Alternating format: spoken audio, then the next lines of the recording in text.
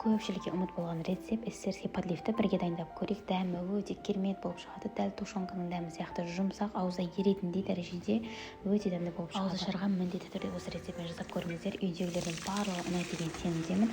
Ең алдымен етті қызып тұрған майда жақсылап қуырып алудан бастаймыз жұмысымызды. Содан соң еттің суы тартылған соң пияздың соң сәбізімізді, яғни теркадан өткізілген сәбізді салып жақсылап қуырып аламыз. Содан соң су қияр алдында томат салып бір-екі араластырып, керекті приправаларын, чеснок және де лавровый лист саламыз. Содан соң су құйып қайнатып аламыз. Қайнаған соң крышкасын жауып 1 сағатқа жай отта осылай қайнатып алатын боламыз. 1 сағаттан соң ұнға суды қосып венчикпен жақсылап араластырып, қайнап тұрған тамағымызды үстінен құйып жақсылап араластырып, онда қосқан соң тез араластырып тастау керек, оны пісіп қалмас үшін.